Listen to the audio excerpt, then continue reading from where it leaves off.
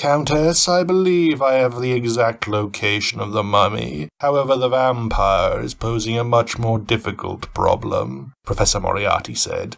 Do you mean to tell me you can find a 1,000-year-old mummy, but you cannot locate a recently deceased vampire? Eric, please, the Countess said as she approached Moriarty's desk. Yes, I have read all of the legends, and no one seems to know anything about this Dracula, except... Moriarty paused. Except what? The Countess asked in an annoyed tone of voice.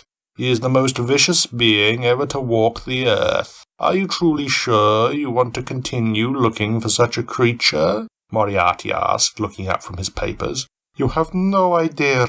I have seen him myself. He is magnificent. He will rule with me all of this land, she said. She turned to leave by way of the stairs.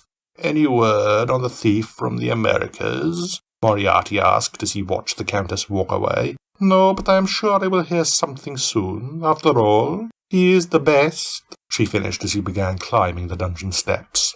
This Dracula could be the end of her, Griffin said from behind Moriarty. The Countess knows exactly what she's doing, Eric said as he turned toward Moriarty. She has rescued us all from a certain disastrous fate, the Phantom continued.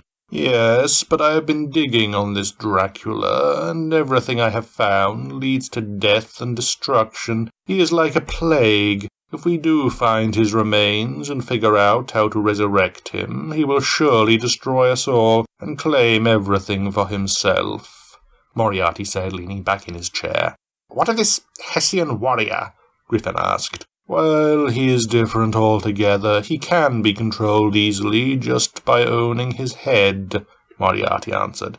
And what of the mummy? Eric asked as he stood, arms folded. The mummy is most likely the most dangerous of all. He controls the dead because he is dead. I believe the Countess wants him as a contingency plan in case all else fails. She can release him on the world, and there will be no stopping him, and in the end there will be no world left. Dracula could not even stop him, because, and this is just a theory, mind you, once the mummy comes to life, all the dead will rise up and obey, and since Dracula is actually a dead being... He will be a slave as well to the mummy, Griffin finished. Precisely. You are planning on holding the key to the mummy yourself, aren't you? Asked the Phantom. Look, gentlemen, we are all fairly intelligent men here. Do you think it wise to hand over this much power to any one person? Moriarty asked. She is the one that employed us, Griffin reasoned. Even so, if she has control of the Headless Horseman from Sleepy Hollow, Dracula, and the mummy, I am here to tell you, gentlemen, we will no longer be needed. She will destroy this world as we know it, and now she has received some kind of information pertaining to a beast created from the dead that she wants me to look into as well. There will be no stopping her, Moriarty said as he closed his journal. Then what do you suppose we do? Eric asked.